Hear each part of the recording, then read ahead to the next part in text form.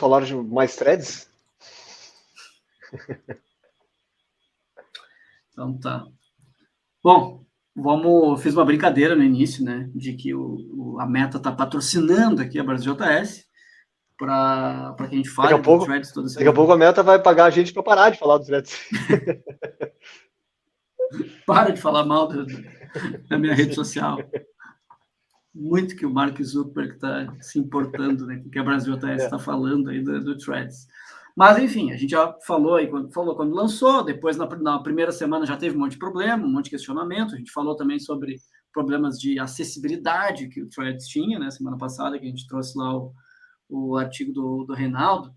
E agora, então, eu dei uma entrevista para esse site aqui, que é o site lá do Gramado Summit, né, um evento aí de inovação bem famoso aqui no Rio Grande do Sul, mas no Brasil, né? E eles têm esse portal aí de matérias que são bem legais, assim. E eu acabei dando uma entrevista lá para o site para falar um pouco sobre threads. Então, se rolar um pouquinho aí para baixo, ele tem duas análises aí. Uma é do jornalista, né, que é o Luiz Gustavo Passetti, né? Então tem a análise dele ali com a visão de jornalista.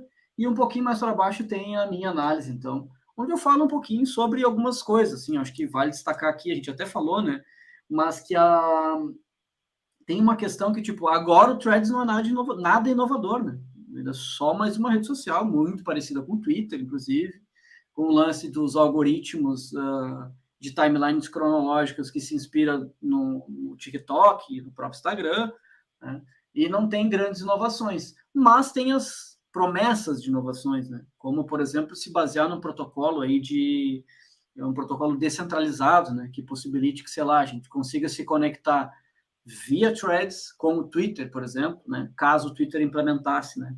Algo em cima desse protocolo. Mas poderia se comunicar com o Mastodon, que também usa o mesmo protocolo, ou com a Blue Sky, né? Lá do Jack Dorsey também, e qualquer outra solução que implementasse em protocolos que são descentralizados.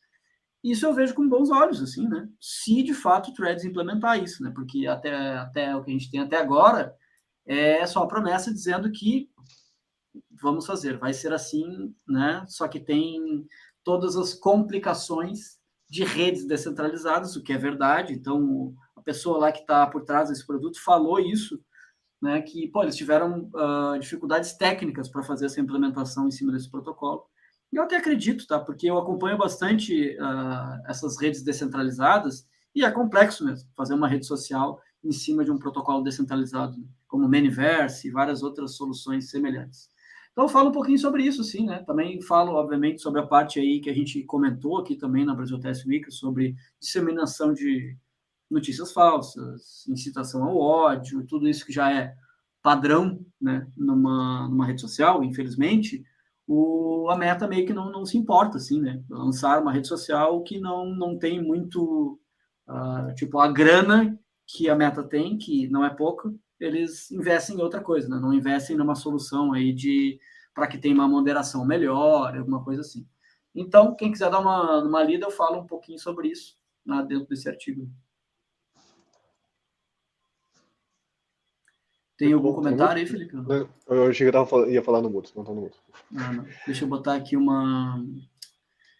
Tem um comentário aqui da Evelyn, que ela fala sobre descentralização, como proteger os usuários, etc., de discurso de ódio. Pois é, Evelyn, acho que essa é uma discussão que já está nessas comunidades ao redor do mundo aí de desenvolvimento de software focado nas redes descentralizadas. Já tem muita gente pensando nisso, assim, né? Só que é aquela coisa, né? A gente também não pode, como sociedade, ficar esperando, né, soluções de pessoas técnicas, né? Bem pelo contrário, né? Às vezes com a visão técnica é que causa mais problemas até, né? Mas eu acompanho algumas, assim, o pessoal lá do Manyverse, por exemplo, eles têm algumas abordagens e também tem algumas empresas e organizações que surgiram que já estão trabalhando aí com as grandes plataformas, né? Para moderação em cima de redes sociais, né? E também as leis, né? Então, leis de cada país, na Europa já tem, agora no Brasil a gente está votando para que isso possa acontecer, espero que em breve, para que a gente tenha algum tipo, né, de solução como sociedade, com o governo, com as pessoas, né, com a própria sociedade, com empresas e também acho que com o nosso viés técnico também é importante a gente conseguir, né, colocar aí trazer soluções que sejam de fato relevantes para resolver o problema. Acho que a questão eu fico pensando que com uma grande empresa, assim como um grande grupo, né, no caso Meta, eu acho, é o que eu comentei antes, assim, eles destinam muita grana para outras coisas e eles poderiam ajudar a alavancar, resolver esse tipo de coisa, sabe?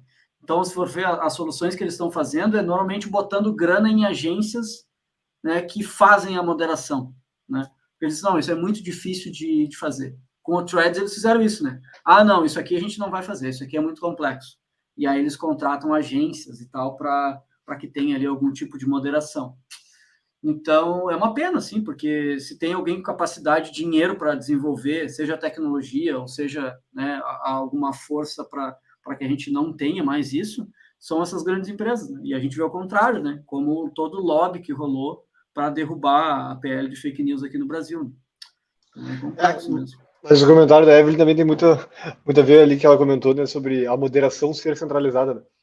Tem redes descentralizadas onde a moderação está centralizada, o problema continua, né? Então é realmente uma questão muito delicada isso aí. E ainda tem muita coisa para ser evoluída, né? Muita coisa para ser desenvolvida e discutida aí. No caso do que a Meta está fazendo, realmente os objetivos deles são outros, eles não estão preocupados com isso. E acredito já que eles até vão ter interesse de fato em aplicar os protocolos ali para fazer pelo menos uma camadinha de alguma coisa, para usar isso como marketing contra o Twitter. Eu acho que eles lançaram com o intuito de bater de frente com o Twitter, e uma das coisas que eles vão fazer de certo é eles olha só, nós fazemos isso aqui e o Twitter não, sabe? E eles têm algumas coisinhas, umas cartas na manga, e essa é uma delas. Eles podem usar isso como oportunidade, né? Para dizer, esse é um diferencial que eu tenho, vem para cá. Quem sabe funciona. Quem sabe funciona. O Uriel comentou aí também, né, como ganhar dinheiro, né, com algo descentralizado, né? É isso que o Mark deve estar se perguntando. E todo o board, né, todos os acionistas, as pessoas acionistas lá, empresas, né? Porque, de fato, né, eu sempre cito, né, já falei aqui sobre o Manyverse, né, que é uma solução descentralizada, o que se for olhar os manifestos, né, lá de quando o André Staudt criou e segue assim, justamente uma das grandes virtudes de uma rede como essa, descentralizada, é não depender, né, de uma grande empresa, é não visar algum tipo de lucro, é conseguir, de fato, ser como o e-mail, digamos assim, né? Por mais que o e-mail tenha sido subvertido, né, ao longo dos anos, o protocolo de e-mail ainda vive, né? E é uma das últimas soluções, né? Se a gente parar para pensar, eu vi uma palestra essa semana muito boa sobre e-mail e um dos últimos protocolos remanescentes que a gente tem, assim, que funciona independente de grandes corporações, é o e-mail. Pararam para pensar nisso? E acho que redes sociais que se apoiem em cima de protocolos ou algo semelhante, né, federado, como é o e-mail, talvez tenha um futuro interessante, assim.